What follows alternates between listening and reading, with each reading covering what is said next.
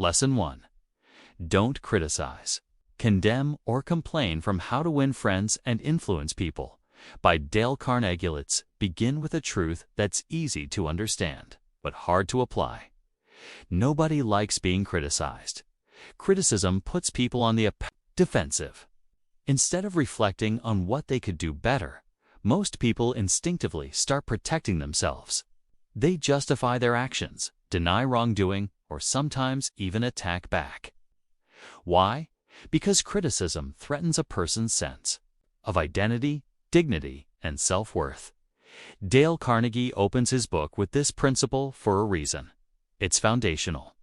He says, any fool can criticize, condemn, and complain, and most fools do. But it takes character and self-control to be understanding and forgiving. Criticism often feels good to the speaker. We think we're being honest, setting things straight, pointing out the flaws others need to fix. But what happens to the listener? They shut down. They feel hurt. They don't feel motivated. They feel attacked. Let's understand the psychology behind it. People want to feel important. They want to feel like they matter, like they're doing something right. When we criticize them harshly, especially in front of others or without empathy, we're stripping away that sense of importance. Even if what we're saying is technically correct, the way we say it determines whether the other person will grow or withdraw. Now, this doesn't mean we should never address problems. It means we need to choose how and when we speak. We don't lead people by blaming. We lead them by guiding. Let's talk about Al Capone, one of the most infamous gangsters in American history. You might assume he knew he was a bad guy, right? Wrong. Al Capone believed he was just a businessman giving people what they wanted during Prohibition. He once said he was just misunderstood, that he spent his life supplying people with good times. This shows us something powerful. Even people who break laws or hurt others often don't see themselves as wrong. They justify everything. So, if a criminal like Capone couldn't take criticism, what about your coworker, your child, your friend? Another example is Abraham Lincoln. Early in his life, he used to write letters mocking or criticizing others and publish them in newspapers. One day, one of the men he publicly insulted challenged him to a duel. Yes, a real duel with guns. Lincoln narrowly escaped that, and from then on, he completely changed his communication style.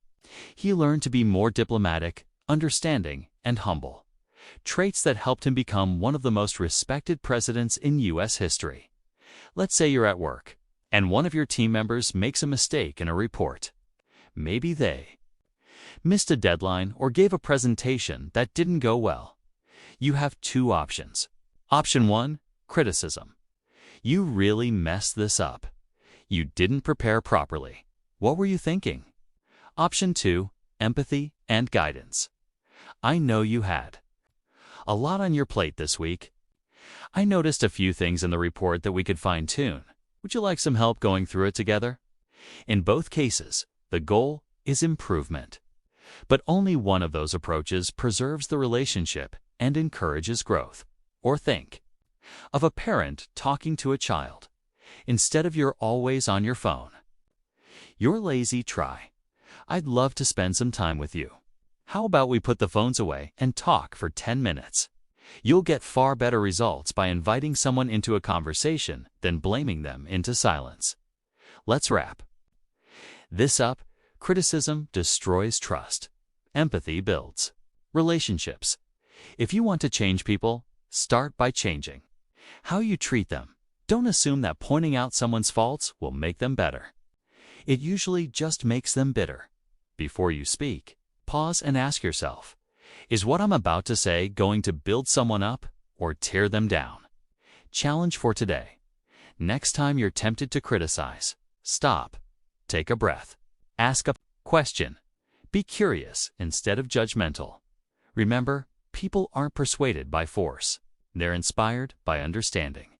Let's be honest, avoiding criticism isn't easy. We live in a world where everyone has an opinion, And it's easier than ever to point out what's wrong, especially on social media.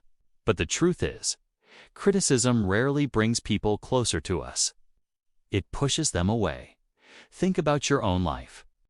When someone criticizes you, especially harshly, do you feel motivated to do better? Or do you feel misunderstood, maybe even angry? Most of us feel the latter. That's human nature.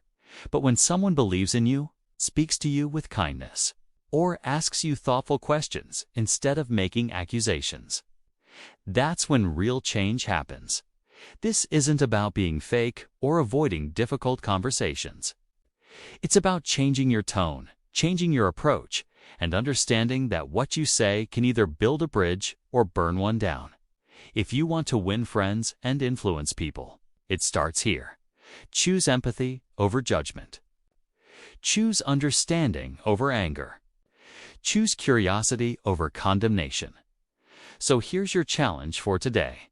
The next time something frustrates you, whether it's with your partner, a colleague, or even a stranger online, pause. Don't criticize. Don't complain. Instead, ask yourself, how can I understand this person better? Because every relationship you want to improve, every influence you hope to have, begins with that one simple, powerful decision. Choose not to criticize.